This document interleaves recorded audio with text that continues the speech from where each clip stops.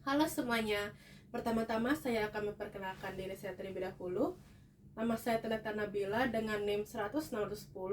Dan hari ini saya akan membahas mengenai apa itu personal branding, grooming secara etiket, dan bagaimana saya bisa mengembangkan personal branding saya sendiri. Jadi pertama-tama, apa sih itu personal branding? Personal branding ini merupakan sebuah proses atau strategi atau aktivitas yang dimana seseorang mengembangkan citra diri mereka sendiri melalui berbagai aktivitas yang mereka sudah lakukan.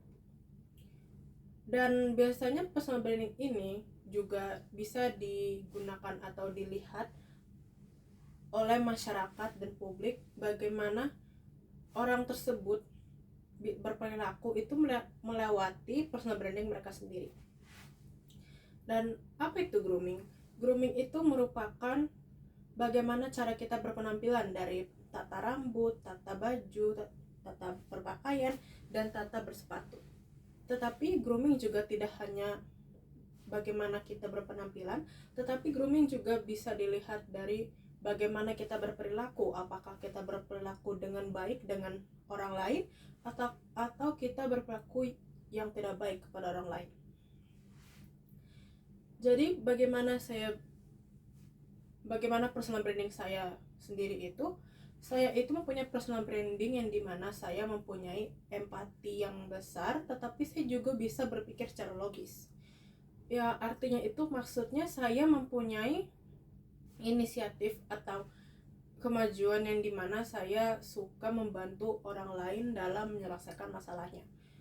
Tetapi saya biasanya juga hanya memberikan solusi yang tepat untuk menyelesaikan masalah mereka. Tapi kalau misalnya mereka menginginkan bantuan secara fisik, maka saya bisa memberikan bantuan tersebut. Tetapi dengan berpikir logis itu maksudnya jika saya memikirkan bahwa mereka meminta sesuatu bantuan yang dimana bisa menjatuhkan saya, maka saya akan menolak untuk membantu, karena saya tahu bahwa dengan membantu itu juga bisa menurunkan personal branding saya sendiri.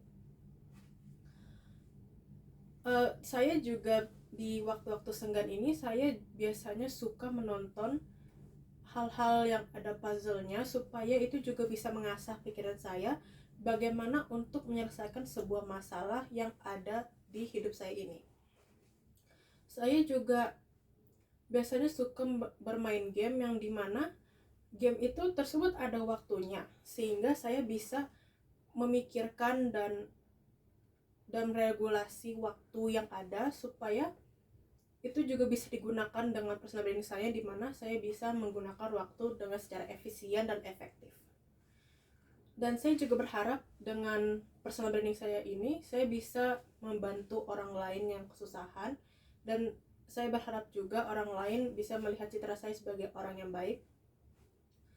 Dan saya juga membuat personal branding saya ini dilihat dari keluh kesah dan keresahan masalah yang ada di kampus, dan dari itu saya juga bisa belajar bahwa saya itu bisa menjadi orang yang lebih baik dari itu.